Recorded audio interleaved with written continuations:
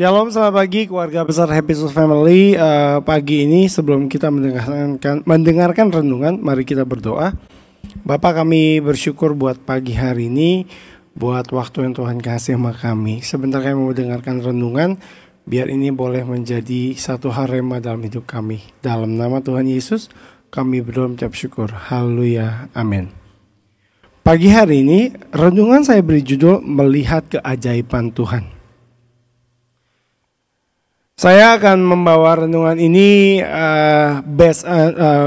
berdasarkan kejadian nyata, melihat keajaiban Tuhan. Jadi gini, kalau kita ngomong keajaiban Tuhan itu adalah sesuatu hal yang impossible.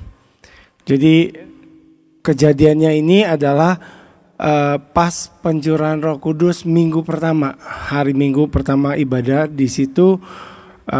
Pas banget berarti hari Jumat, Sabtu, Minggu di hari ketiga pencurahan Roh Kudus. Nah, pada saat itu kami ada yang namanya altar call gitu kan. Nah, pas altar call itu saya dan istri saya maju. Di situ Tuhan cuma bilang sama saya. Semestinya ini saya kesaksian waktu Pak Gembala tanya ada yang mau kesaksian nggak. Tapi saya secara jujur saya tahan banget, saya hold. Saya pikir ya sudahlah biasa ya. Tapi berjalan waktu, ya saya diingatkan bahwa sebenarnya saya harus bersaksi pada saat itu. Tapi saya bawa dalam kesaksian saya ini dalam renungan. Jadi pada saat kami didoakan, di situ Tuhan ngomong sama kami cuma gini. Aku yang memberi, aku yang mengambil, dan aku akan menyembuhkan anakmu.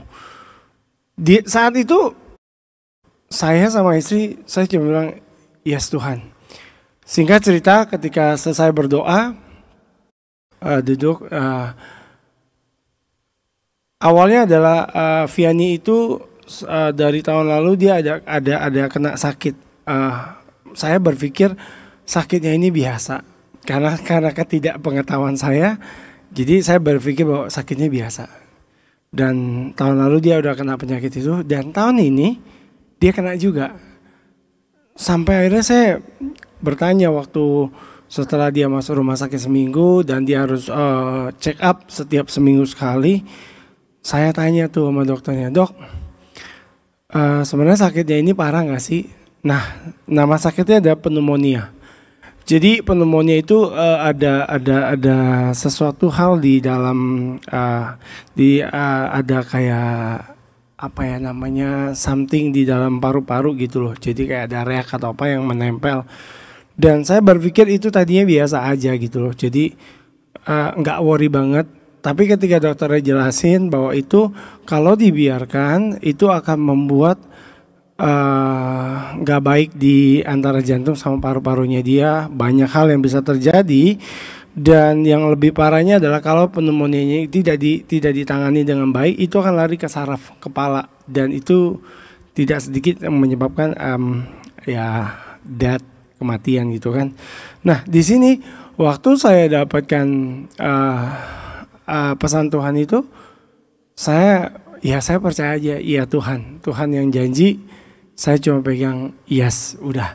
Nah, hari Sabtu berikutnya memang jadwalnya Viani itu kali keempat Viani harus check up setiap minggunya. Dan puji Tuhannya pada saat kami datang ketemu dokter bilang, gimana? Pas diperiksa pakai stetoskop, wah, bagus nih Pak, better banget nih. Di itu ya, ronsen ya, di ronsen, dan saya ingat tuh pesan Tuhannya bahwa aku telah menyembuhkan anakmu. Udah, itu aku pegang. Akhirnya minggu besoknya lagi pas hasil ronsennya keluar, dia bilang, Pak, luar biasa, ini udah bersih, dia bilang, tinggal minum obat antibiotik dan udah nggak usah kontrol lagi. Nah, di sini saya lihat ada lagi nih, melihat keajaiban Tuhan. Terkadang apa yang kita pikirkan itu buat saya pribadi kayaknya nggak masuk akal. Tapi ya saya percaya bahwa ketika Tuhan bilang ya, itu akan terjadi. Itu aja. Jadi firman Tuhan terambil di dalam Amsal 3 ayat 5 dikatakan, percayalah kepada Tuhan dengan segenap hatimu dan janganlah bersandar kepada pengertianmu sendiri. Sejujurnya ketika kita bilang percayalah kepada Tuhan dengan segenap hatimu, itu tidak segampang seperti kita balikin telapak tangan. Karena biasa ketika kita udah percaya ada aja PR-nya gitu loh. Nah seperti hari ini juga waktu ibadah aku didapatkan ada Tuhan ingetin dua hal yang penting adalah dua hal yang berjalan seiringan ketika kita mengikuti Yesus, yaitu percaya dan pengakuan kita akan iman kita kepada Tuhan Yesus Kristus. Jadi gini, dua hal ini selalu berjalan beriringan. Ketika kita percaya, mestinya kita mengaku. Nah tapi ketika kita mengaku, itu artinya lebih dari percaya yang kita percayakan, itu harus kita lakukan gitu loh.